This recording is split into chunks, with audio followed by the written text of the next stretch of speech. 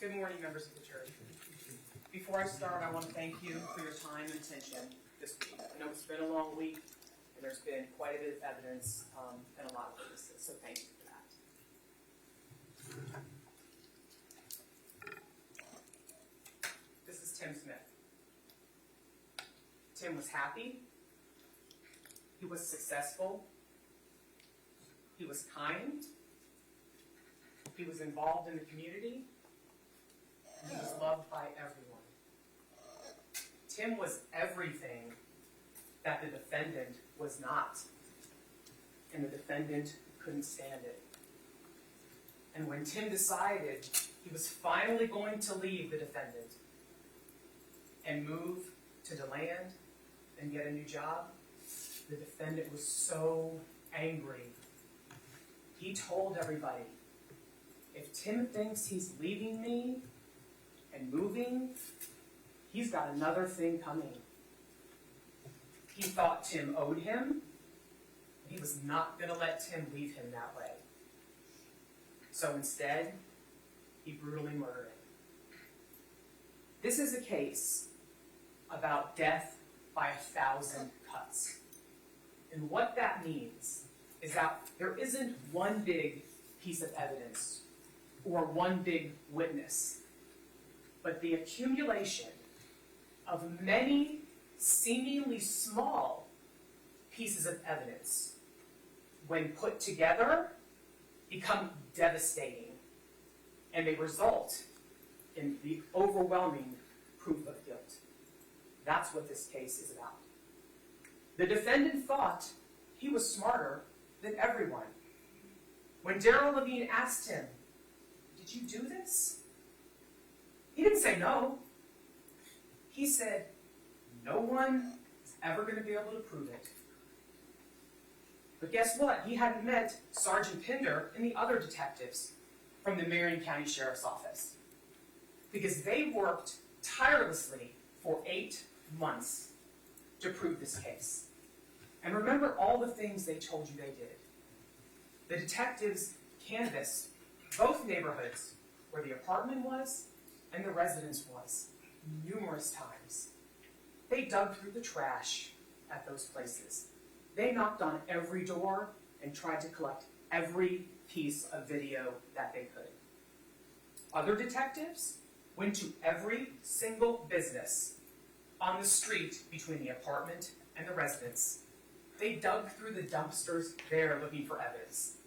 And they got every single piece of video footage that they could. And then for the next several months, Sergeant Pinder reviewed all of that video footage. And think about how much video footage that was. I mean, they were asking for a span of 12 to 24 hours. He reviewed every piece of that until he found the defendant's truck and Tim's Jeep on that. So in the end, the defendant was wrong. We can prove it to you, and I'm going to show you that this morning. The defendant's charged, as you know, with one count of first-degree murder. And the judge read this to you, and this is in your jury instructions. This is what we have to prove to you before you can find the defendant guilty of first-degree murder. Now, you also heard in the jury instructions, there's what's called lesser included offenses. So even though this is what's charged, you will have two other options: second-degree murder and manslaughter. But the judge will tell you, you have to find the defendant guilty of the highest charge we have proven to you, which I submit to you is first-degree premeditated murder. The elements of second-degree murder and manslaughter are in your jury instructions. Second-degree murder would be if there was no premeditation, and the defendant and Tim just had a big fight, and the defendant killed him. Manslaughter is if the defendant didn't intend to kill Tim, but he did an act which killed Tim. Neither one of those apply to the facts in this case. And when you look at the elements of first-degree murder, you won't need to go any further to even look at the second-degree murder or the manslaughter. Now, as you see, there's 3 things, and that's it. These are the 3 things that we have to prove to you for you to find the defendant guilty. Number 1, Timothy Smith is dead. There's no question there. that was stipulated to. That is Timothy Smith, and he is dead. The defense is stipulated to that. Number 1 is crossed off. That's proven beyond a reasonable doubt. And I want to skip to 3, the premeditated killing of Tim. Was it premeditated? And I think a lot of people have the wrong conceptions of what premeditated means. This is the definition of killing with premeditation. It's killing after consciously deciding to do so. The decision must be present in the mind at the time of the killing.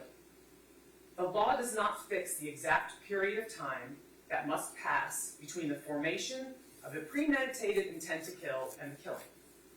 The period of time must be long enough to allow reflection by the defendant. The premeditated intent to kill must be formed before the killing. And what this means is there is no amount of time that has to be present. It doesn't have to be an hour before he decided he was going to kill Tim, the day before, or the week before. The only thing that has to happen for it to be premeditated is he decided he was going to kill him, and he had time to reflect on it and do it. That's what this says. There is no fixed exact period of time. That is what the law in Florida is, for you to find him guilty of premeditated murder. And I know we see a lot of shows on TV, and they make lists, they plan it for a while. And even though he did do that here, there is no set amount of time for premeditation. And how do we know it was premeditated? We have 2 different ways we know. One is the diphenhydramine. Tim did not take the diphenhydramine. The only way he got the diphenhydramine was from this guy right here. He had 30 times the amount of a normal dose of diphenhydramine in his system. We know he had a big interview the next day. There's no way he took that on his own. And he's the only person that could have given it to him. And the only reason that he would do that is so it would be easier for him to kill Tim, and Tim couldn't fight back. And that's why he did that. That's the only reason he would give him the diphenhydramine. And that clearly proves premeditation. But even if you don't think that he gave him the diphenhydramine, or you have questions about that, the manner in which he killed Tim proves premeditation. And that's because of a strangulation.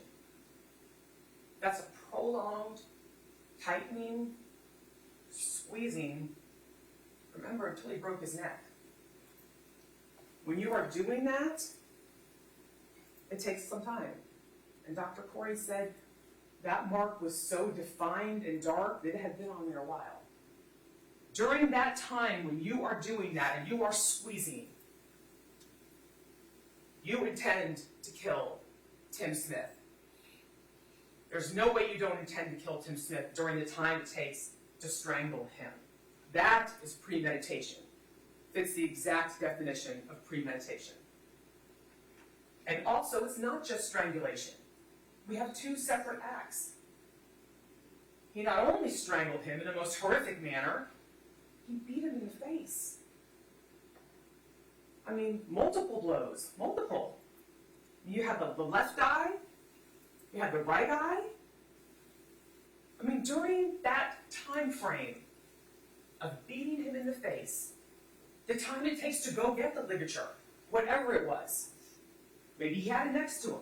He had to consciously pick that up, put it around Tim's neck, and then start squeezing it. There is no way you can say that he did not intend to kill Tim Smith and it wasn't premeditated. For both of those reasons. This is clearly a case of premeditated murder. He didn't just all of a sudden snap and say, oh, I'm going to kill Tim.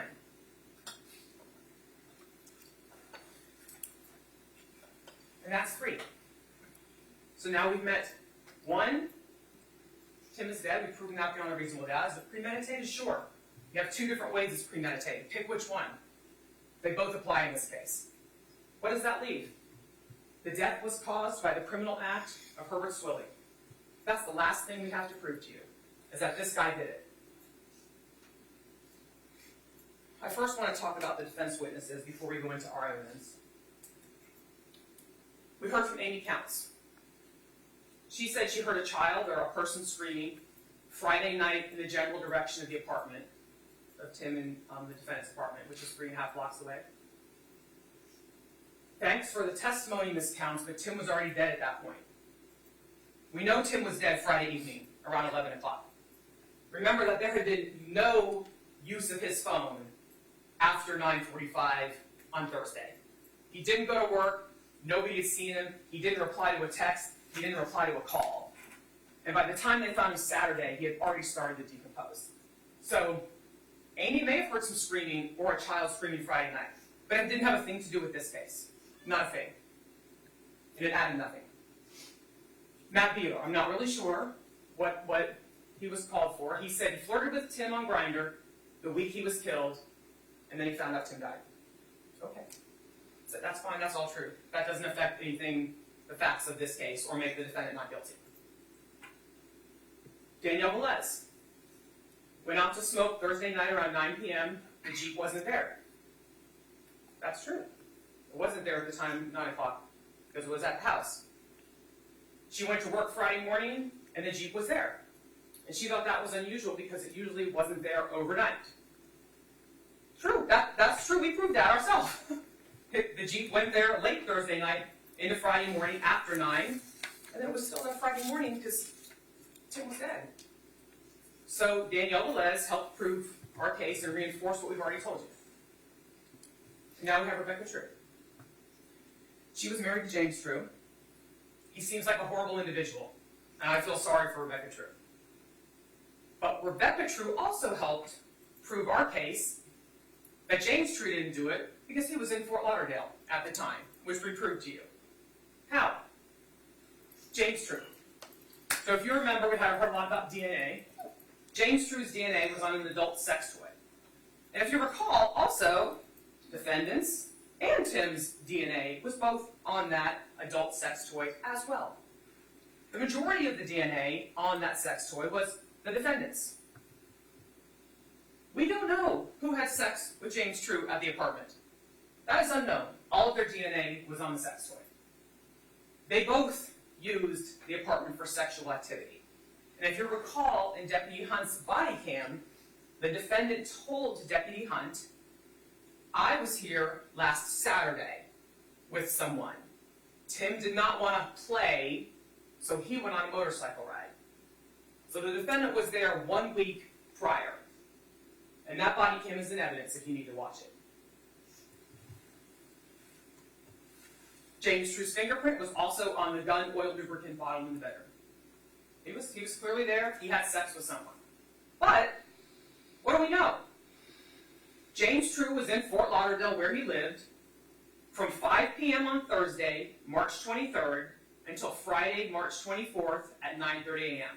And their own witness, Rebecca True, helped prove what we already knew. She said, all I can say is I was in Marco Island when this happened. But the defendant sent her a selfie from their home in Fort Lauderdale at 5 p.m. on Thursday. And then the next morning, he sent her the video of himself playing with her son at their house in Fort Lauderdale. So we know those parameters right there. What was he doing in between there? So Rebecca True gave us those parameters. Well, now we look at his phone records, because guess what? When the detectives go down there and say, hey, James True, we need to talk to you. Your DNA was found at a crime scene. Can we look at your phone? Sure. Sergeant Pinder didn't need to get a search warrant for James True's phone because he said, here it is, and handed it right over to him. And then there at his house, if you recall, Sergeant Pinder downloaded the contents. And what do we know from James True's phone? He took a selfie in Fort Lauderdale. He liked to take selfies, clearly, on Thursday, March 23rd at 7:47. His phone shows at 7:47 he was in Fort Lauderdale taking a selfie. And then he took another photo of a tag, some sort of tag on a vehicle, at 11:05 in Fort Lauderdale. This is on his phone, 11:05. And his phone records show he received an instant message from Wells Fargo to verify a credit card charge at Blondie's Sports Bar at 12:54 a.m. At 12:54 a.m., he was at Blondie's Sports Bar doing whatever he did there. Blondie's is in Fort Lauderdale. Sergeant Pinder told you that. He personally knows that he's from Fort Lauderdale. That's a 4 and 5 hour drive to Marion County. Because we know he was back by 9:30 the next morning because he sent Rebecca the video. There's no way James True made it to Marion County, murdered Tim, and then made it back to Fort Lauderdale by 9:30 a.m. to send that video to Rebecca. He may be a despicable human being, but he did not murder Tim Smith. That's impossible with the evidence that we have shown to you. And all of this evidence is there for you to review. Lloyd Kelly. His DNA was on a lubricant bottle cap that was in the apartment. He testified by Zoom. He's in Virginia. He was meeting random people on Grindr for sexual activities with his wife. He doesn't even remember having sex with Tim or the defendant. He doesn't recognize the apartment.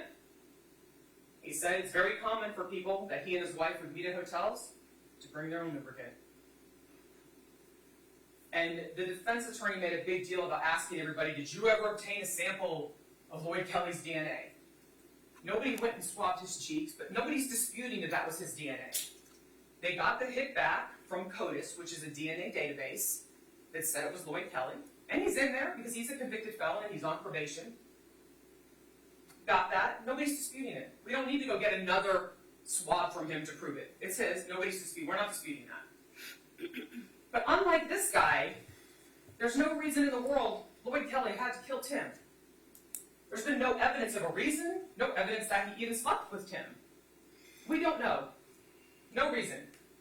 I mean, he was married, but his wife was participating in the sexual activity that he was doing with other people. There was not a lick of evidence or a reason Lloyd Kelly would want Tim dead. But there's 1,000 reasons he wants Tim dead. So we're going to move on to 2, which is the last thing we need to prove. Is there any evidence that Tim left that house on his own to go to the apartment to have sex with some unknown person? None. All the testimony's been Tim was in his PJs at 9:30 ready for bed. The defendant told every officer he saw that. Jordan says that. We know he had a big interview with Nina Corsi the next morning, a very important interview, one of the final interviews to get his job. There is no evidence on his cell phone going back several days, up to Thursday, that he would have any planned meeting with a person. There was nothing. Meet me at the apartment at this time. Let's hook up at this time. There was nothing on his phone talking about meeting anybody at the apartment. There's no user activity on Tim's phone after 9:45 p.m. Nothing. Because at 9:30, he's ready to go to bed, and there's nothing after 9:45. The diphenhydramine level, we can't get around that. I mean, he most likely was not even awake, let alone conscious. There's no way that guy was driving to the apartment to have sex with somebody. He couldn't drive, let alone have sex with somebody with that level of diphenhydramine in his system. There is no way. And also, he didn't take his erectile dysfunction medication, which is tadalafil. And if you recall, the tadalafil was found in the apartment. His name's on it, and he's supposed to take it when he needs it. I asked Dr. Corey about that. When you got the blood results back, did the blood results check for tadalafil? Yes, they did. They screened for that medication. Was that in his system? No, it was not. Certainly he would have taken that if he was going to meet somebody at the apartment. The diphenhydramine surely was in there, but the tadalafil was not. So we know that there is not a shred of evidence that he was going to leave that house and go to the apartment. None. That is all speculation and conjecture on the part of the defense. The marriage was over. I think we've proven that beyond a reasonable doubt. It started deteriorating in 2019 when they joined AA. Jordan said they stopped drinking, they started arguing. And going back a year before the murder in May of 2022, Diane DeLucy, she hired the defendant to do some work at her house, and he was there a couple times. And she said he was very angry with Tim. And he yelled and screamed while he was there, yelling, "Tim owes me," and Tim is a lazy SOB. And She demonstrated for you how he said those things about Tim. This is just about a year before Tim was murdered. That's when things started their downhill spiral. And in the months leading up to the murder, Jordan would go to work early. She was working at Laurito's Italian restaurant. She would go early just to get away from all of the fighting that was happening in her house. But by March of 2023, we know things were really, really bad. And you heard from Jessica Hendricks and Michael Horton. And they were friends with both Tim and the defendant. These aren't any people that were like, oh, we were best friends with Tim and we didn't like the defendant. They were friends with both of them. And they said about a month before Tim was killed, they hired the defendant to put in a sink, like a salon sink at their house, and it took a long time, about 6 or 7 hours. And all he did for almost the majority of that time is complain about Tim and their relationship. They described him as being frustrated, angry, and defensive. And remember, they weren't asking him questions. I said, are you asking about the relationship? They were not asking questions. That's a long time. Think about how long that was, how mad he must have been to spend so many hours venting about Tim. He told Jessica there were problems in the relationship and they were breaking up. He told Jessica that Tim can't take anything from him. He's a hardworking man and he supported the family, which we know is not true. You have all the financial records which are in evidence. And the defendant told Jessica if he had to do it all over again, he wouldn't marry a man. It was done. He was mad. He told Michael about Tim's new job. He was not happy about that either. He told Michael Horton they were fighting a lot and they were probably going to split up. And the demeanor that everybody describes is angry and mad. And if you recall, Michael Horton tried to console the defendant because they were friends. So he's got no reason to make any of this up. I said, what did you say to the defendant when he was complaining? I tried to console him because we were friends. We've got no reason to come in here and make any of these things up. Now, we did put some hospital records and evidence for something to show you, but Jessica and Michael were about a month before Tim was killed. Now we move on to Sunday, March 19th of 2022. This is 4 days before the murder. Tim was in the hospital. The defendant went to brunch with their group of friends from AA. And he sat next to Daryl Levine. And he started telling Daryl that Tim was getting another job, and he was very unhappy about it. And he told Daryl, if Tim thinks he's going to get another job and leave me with nothing, he's got another thing coming. Did that happen? Did he say that? Yes. And we also know because Kevin Branch heard it. He was at the brunch and you heard him say it. And if you recall, he said, the defendant wasn't even talking to me. But because of the intensity with which he was saying these things, I turned to look. So imagine, you're at a big brunch.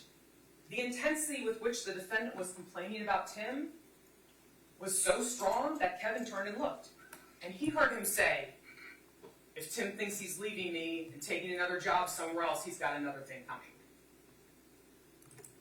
And then the defendant also told Daryl, which really bothered Daryl, Jordan and I loved Tim. We really did. In the past tense.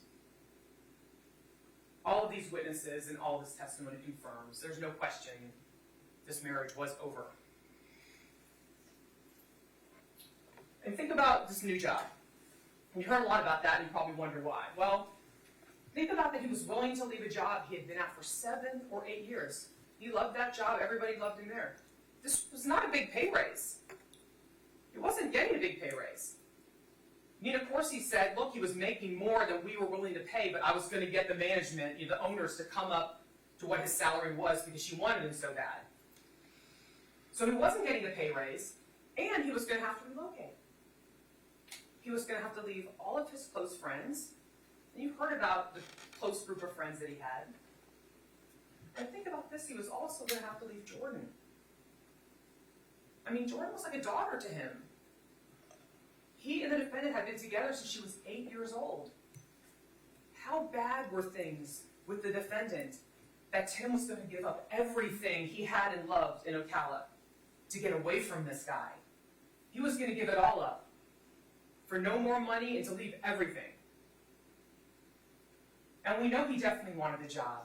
Because Nina Corsi said, well, she was surprised too that he wanted to leave Brookdale. She was surprised. Tim said he was very excited for a new opportunity and change. That's what he said. The last thing that Tim emailed Nina Corsi, she testified, was, can't wait to talk to you, looking forward to it, at 9:43 on Thursday, March 23rd. That final interview was Friday at 9 a.m. And you know he was going to get the job because Nina said, I told the owners, this guy's great, he's very professional, we need to make him an offer. And she said when she recommended someone to the owners, they always went with what she said. But think about how bad things were that he was going to give up everything he loved to get away from this guy. And how would a divorce affect the defendant? Well, we know because he told everybody how financially destitute he would be without Tim's salary.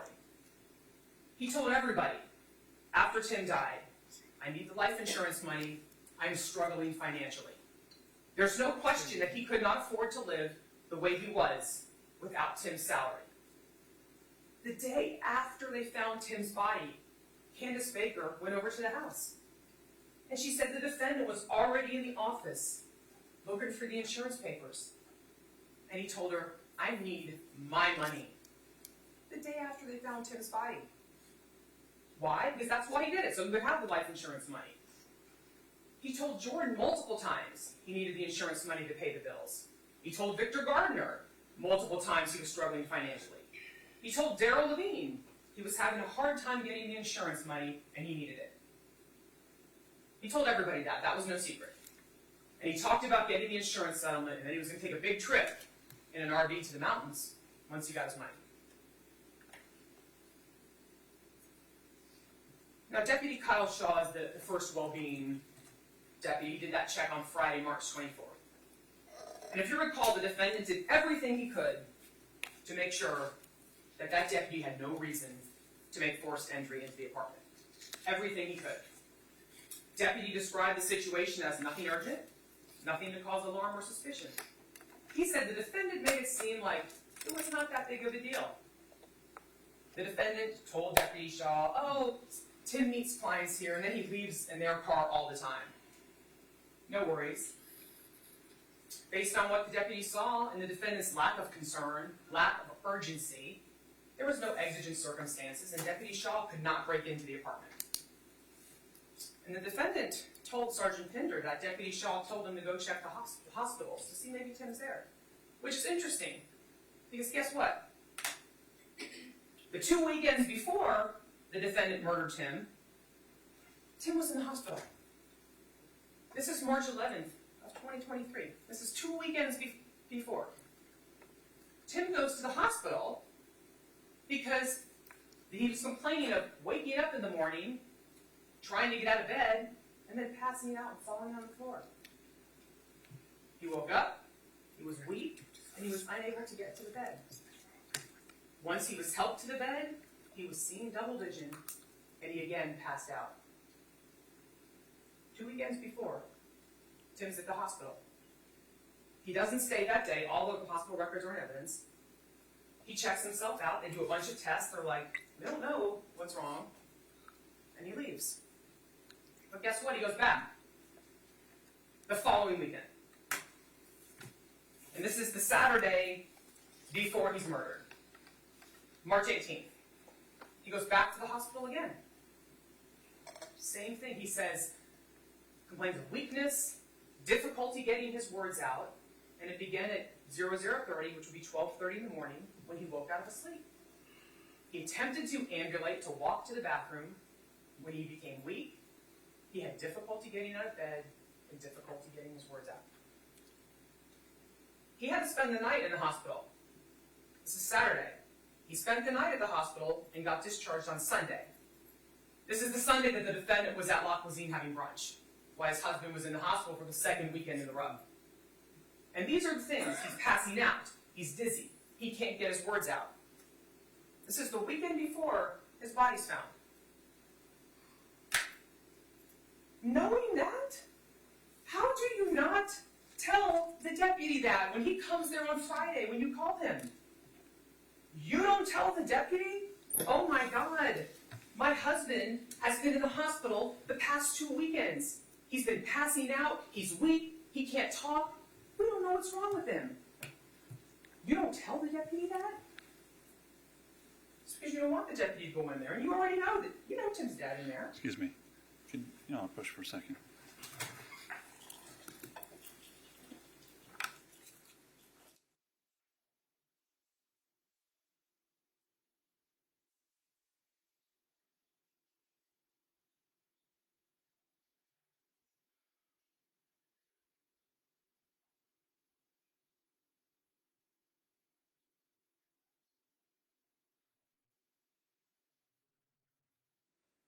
What is the normal response for someone whose spouse had just gotten out of the hospital?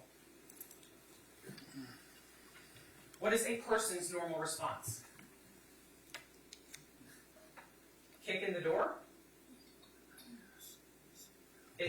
Is Tim passed out in the apartment? His Jeep's here.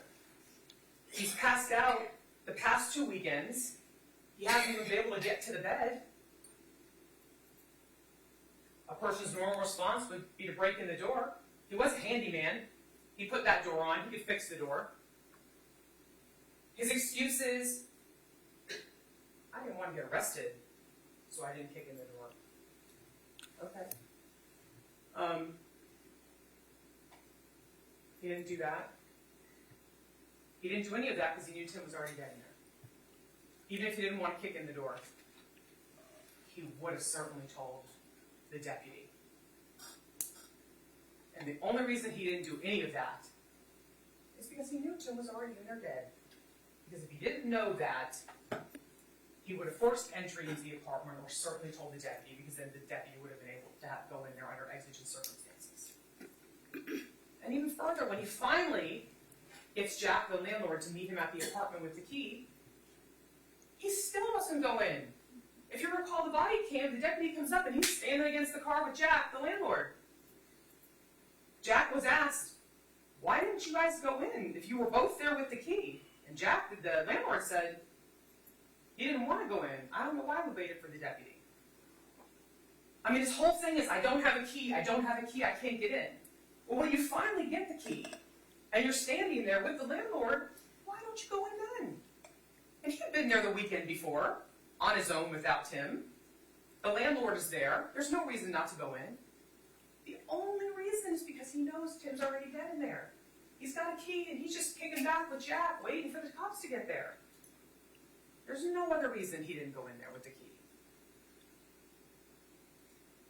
And these are, you heard about the text messages that the defendant sent to Tim over Thursday night and Friday and Saturday. And these are just two that I put up here from Saturday. And the first one's at 5:48 in the morning. The defendant is trying to cover his tracks. He's got to make it look like I'm looking for Tim. He says, hey, Tim, still haven't heard from you. Spent all night, still worried. Please give me a call if you get a chance. Love you. Of course, no response. Then at 6:06, hey, babe, I have no idea where you're at. What's going on? I'm heading to work in the Villages. Please give me a call.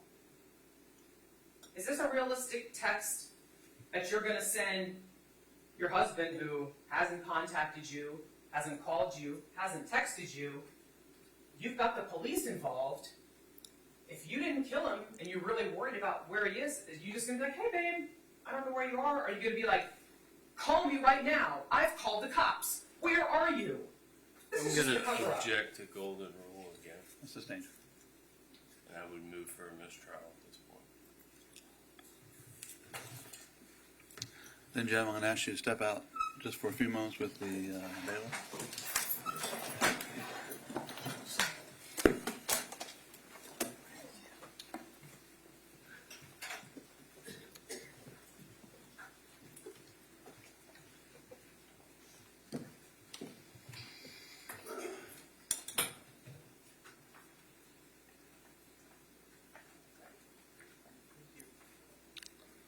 Sir, the jury is out of the courtroom.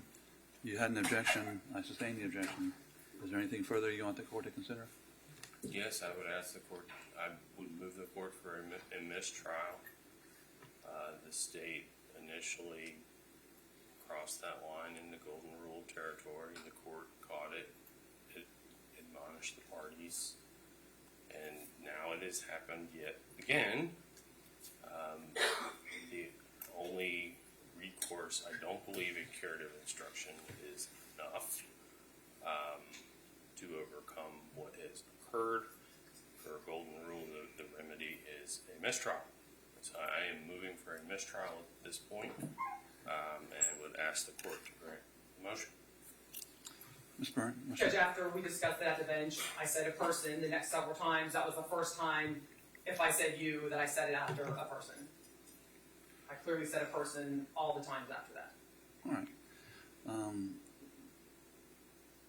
First of all, I don't find there was a true golden rule violation, which is when an attorney is trying to put the juror in the place of the defendant or the victim in order to gain sympathy, in order to, generate some sort of empathy, anger, anything else along those lines, because that's not appropriate for the jury to consider.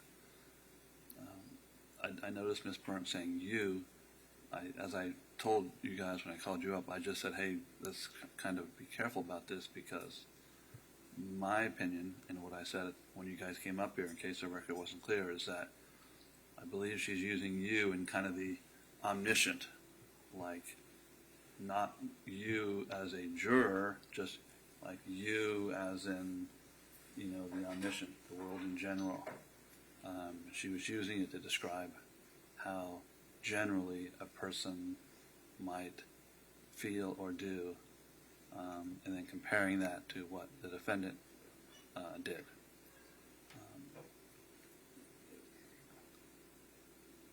I find that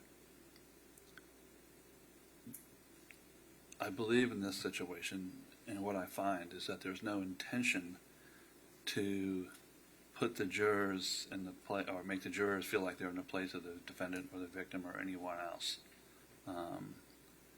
Is simply a manner of speaking, a way of describing events, a way of describing actions, a way of describing thoughts. Like I said, I don't think that it was a golden rule violation. I just ask you to be careful, because sometimes people might interpret it as that. Because, for example, if you said, Juror A, how would you feel if someone came behind you and strangled you? That would be a golden rule violation.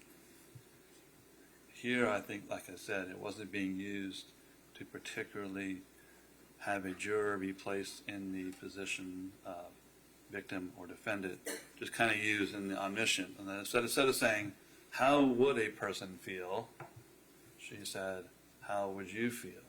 There's really very little difference in that. And it's really just a manner of speaking. So I'm going to deny the motion for mistrial for those reasons. But again, caution you that, and it may just be the way you communicate. We all communicate differently, but we do have to be careful to instead of saying the word you, saying how would, a rational person or Yes, anything sir. like that. And I understand this is a closing argument. It's when any person is making an argument in front of a tribunal, you got to think about what you're saying, you got to think about the facts, you got to think about the law. You're not always really careful enough to make sure that you speak in this perfectly neutral manner. You kind of just use your regular way you might communicate with somebody. And that's what I think is happening here. Again, I don't find there's an actual intention to make the jurors feel empathy, sympathy, or be in the place of the victim here. That would be problematic. Like I said, I think I described the differences between the two. But it is a court of law, so I ask everyone to be careful about how we phrase things. But I'll deny the motion for mistrial at this time. Do you want me to give a curative instructions or not? Mr. Klein. No, Your Honor, I don't believe a curative instruction would be appropriate. I believe the only remedy is a mistrial, and I respect the court's ruling in that regard. Okay, thank you. All right, so with that, we'll bring the jurors back. Thank you.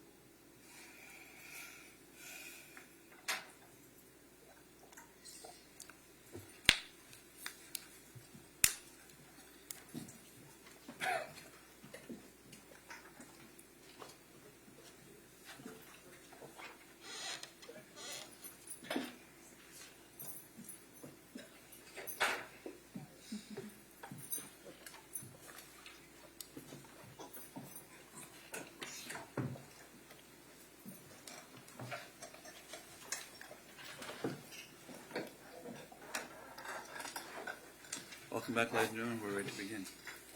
Go ahead, Ms. Byrne. Thank you. As I was saying, these are the two texts that the defendant sent to Tim the morning that his body was found, on March 25th. All of the defendant's actions show he did not care that Tim was dead. What did he do after they found Tim's body? He wasn't upset at all when Deputy Hunt's body came, which you saw. When he said, deputy came out, the defendant asked, is he in there? The deputy said yes. The defendant said, is he okay? The deputy said no, and he just went. He never asked, what happened? Was he murdered? Did he commit suicide? Can I go see his body? Didn't ask any of those things. Just said, whew.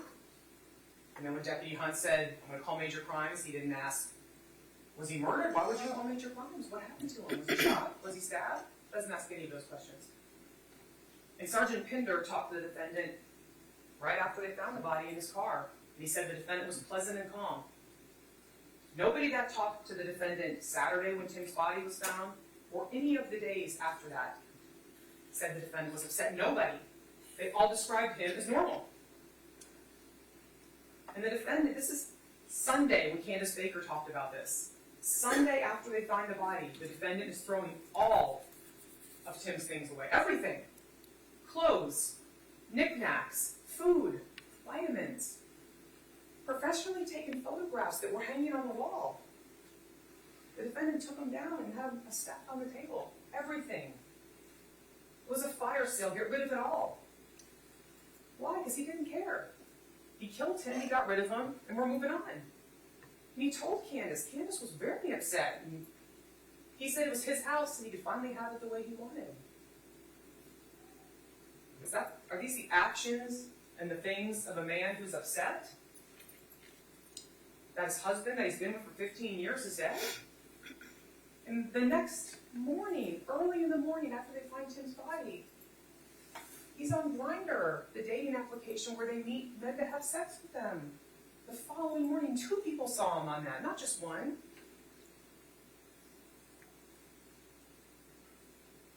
And he took all of Tim's books and journals and a strip of photographs and donated them to Soul Essentials.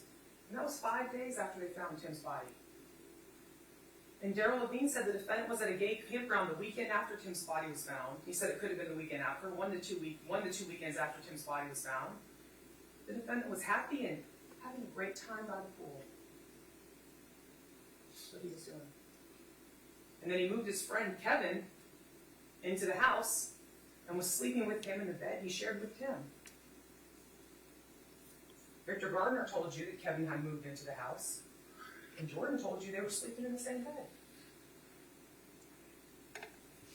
This is the picture strip that the defendant got rid of when he donated all of Tim's things, and this is Tim's journal.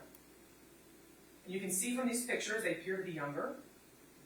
They appear to be very happy in these pictures. And this is Tim's journal, where he's written things about himself. Hugger, comforter, compassionate leader, good listener.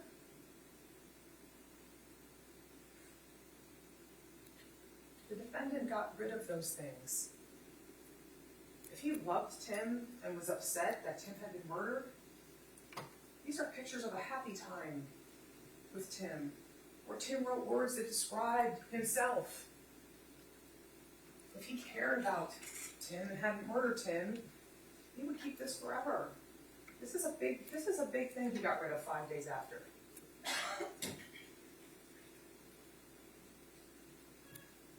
Now, besides all of those things, and all of the testimony from everybody that said they were fighting, he hated Tim, he said he wasn't going to let him leave without him, he needed the money, and the insurance records are in evidence, you can look at those, and there's the 401k as well as the $333 of life insurance. There was a retirement policy, and that's in evidence for $48,000, and he was the beneficiary of all of those, and we know how badly he needed the money. But on top of all of those things that I just went over with you, we have the video proof. Now remember that the defendant told everyone he was home all night sleeping. Everybody he talked to, from friends to first arriving deputies to Sergeant Pinder. He told Deputy Hunt in that body cam he takes sleeping pills and was asleep all night Thursday night. He told Sergeant Pinder he took melatonin and he sleeps hard. That's his quote. The videos prove he was not sleeping all night.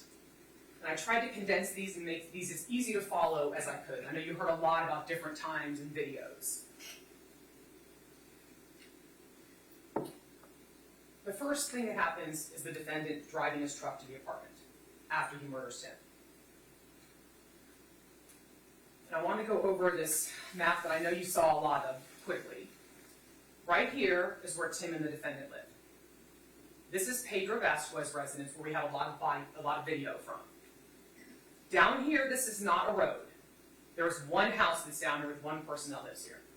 So if the defendant is going to leave his house, he either comes out the front way and has to come up this road to get to 52nd, or he can come out the back of his house this way and come out here.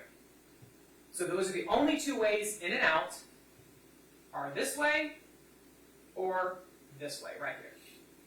And Pedro Vasquez had cameras up both of those places. So when the defendant was supposedly sleeping hard, we have his truck leaving the residence. And the first time we have it leaving, it's coming out this way. So it comes out this way, it goes here, passes the Vasquez cameras, and goes up. This is a picture of the defendant's truck, and we talked a lot about it was distinctive because it looks like the tailgate's down in this picture, but it's not. The tailgate is up, and the whole truck is white, and this tailgate is black. Now this is Friday, early morning, 1:59 a.m., when the defendant was supposedly sleeping. This is the same time that Tim's phone leaves the house and moves towards the apartment.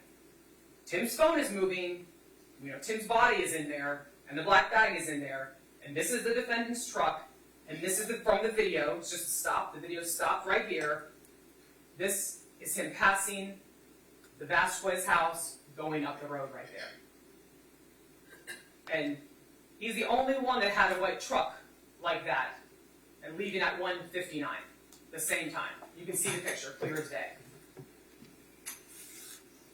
And this is the other one. If you remember, the Vasquez had two camera angles that were going on that road. This is the other camera angle. Here we go, we're leaving. 1:59 a.m., same time Tim's phone's moving. Here's his truck. And we passed by some more things. I know you've probably heard more than you ever want to hear about these places. Green for Life. This truck passing by here. And this time is approximately 2 a.m. And if you recall, the time was off on the Green for Life camera. And we made sure that we had the person who actually got the video and worked at the store talk to you about whether the time was off. Plus the deputy that collected the video also told you whether the time was off. And they both testified that this would be approximately 2 in the morning. So he leaves his house around 1:59. He's passing Green for Life at 2 a.m. Now this right here, if you can see, is the true green right here. Triple Crowns. He's passing at 2:02 on Friday. Triple Crown. And this is his truck going by right underneath the red.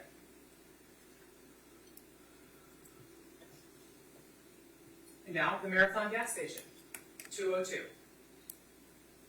And they said that they're right by each other, so it would be about the same time he'd be passing the Marathon and the Triple Crown. Here you go. That's his truck. So you have him clearly leaving, passing by Pedro Vasquez's, passing by those three businesses, exactly the time he would be passing them to go to the apartment. So he gets to the apartment, and then he's got to come back home, because now we got to get Tim's Jeep. So now he drives the truck back to the apartment. He's put Tim's body and Tim's phone in the black bag in the apartment, and he's there about 20 minutes. And now he's coming back. And this is the Marathon. Here's the truck right here, 2:23. He's there about 20 minutes. Here's his truck going the other way, heading back towards the residence, right here. Triple Crown, 2:25, Right here is his truck, heading back to the residence. And there's no video of him coming back from the green for life, because if you recall, the deputy said that for some reason skipped ahead a few minutes, so the time that he would be passing by there wasn't on the video. That's why there's no green for life. So he gets home.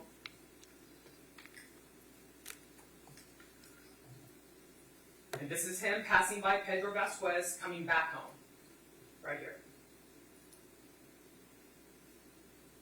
This is 227.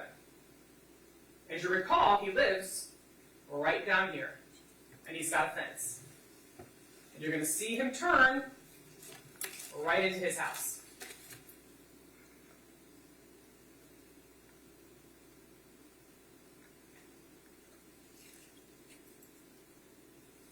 There he comes.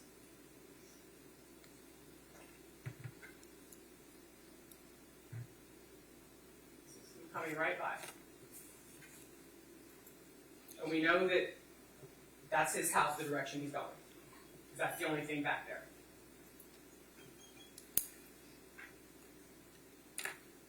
Now what is he going to do? Now he's got to get Tim's Jeep to the apartment. And this now is 2:40 in the morning. So he's gone home. He's been there for a couple minutes. Now he's doing Tim's Jeep. Got to get that there.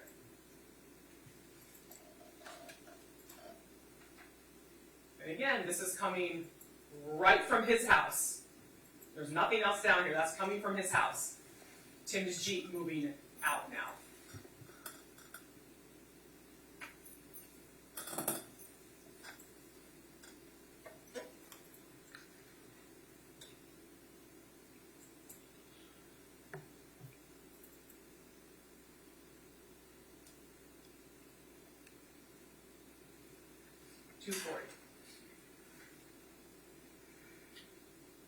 Now, we have the Jeep's going to be taking the exact same path that the truck took. 241, passing green for life. Tim's Jeep. Going by the Triple Crown, 203. I'm sorry, 243. The correct time because the video camera was off. And this right here is the Jeep going by at 243. There's the Jeep right here. You can clearly see it. This is the Marathon. 243, because those are right by each other, so the time's the same. This is clearly Tim's Jeep. 243, going to the apartment. And now you heard that Tim's phone was found in the toolbox in the apartment. That toolbox is right by a window that faces the parking lot. So when the Jeep pulls up to the apartment, it connects with Tim's phone because he has the Bluetooth. So Tim's phone is there right by the window in that toolbox, and when the Jeep pulls up, they connect. And here's the report that's in evidence. And this is at 2:44. We know the Jeep connects with Tim's phone. That's when the Jeep is pulling up. And again, this is in evidence. This right here is from 6:45 because that's when he got home Thursday on the 23rd. He came home and disconnected from the Jeep. Now here you are right here, 3:24, 2:44, connected, and then disconnected. 2:44, the Jeep pulls up and connects with Tim's phone, which is in the apartment. There's more evidence, and all of these things just confirm all the video. But we have the other video, and I call it the cat video, because the cat's the one that set it off, if you recall. And what do we know about that? This is very small. I wrote it bigger here. It's on the bottom. It says 2:32 right here is the time. This is from Stuart Mitchell. He's funny. He said, I was nosy, so I looked out to see what was happening. So this is his apartment, and he has his camera that faces right here. If you look at the bottom here, you can see the cat that sets it off when I start playing it. A cat walks by and sets it off. And as you can see, at 2:32, the Jeep is not there. This is where we're looking. This is where the Jeep eventually ends up. The Jeep is not there. There's the cat right there on the bottom.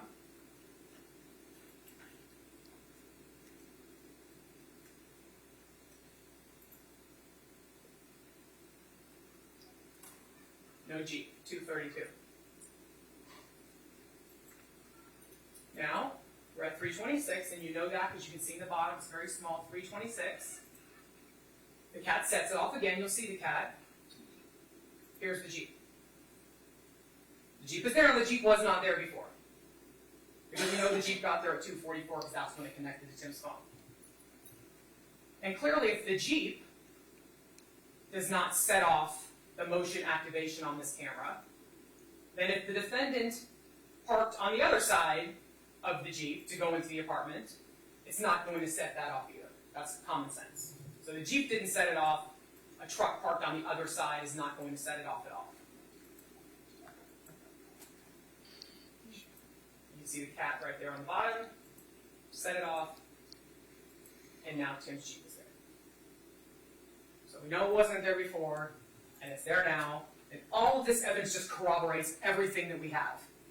Because we know it got there on 244. It was there. Now the defendant has to walk back home because he's left the Jeep. Detective Pinder had to look through a lot of video, but he found him walking. And I put a red circle around so you can follow. I know it's hard to follow. This is the path that he's walking. Starts here. Walking, walking, walking. This is at 251. This is from the Marathon gas station. Now, you'll see when the red circle starts and it follows. But if you watch, you can see when he walks by somewhere where there's a light. Like right here, it will go dark when he walks by. And then when he gets right here, you can see him walking through. And especially right here, you can see the body walking.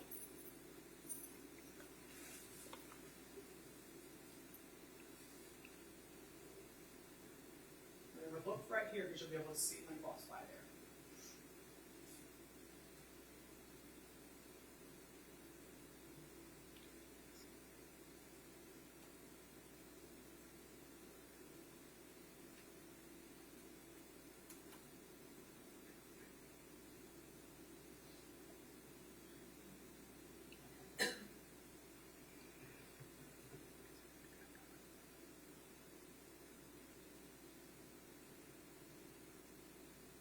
Walking right by there, and you'll see it again right here. He's moving. He's got to get home.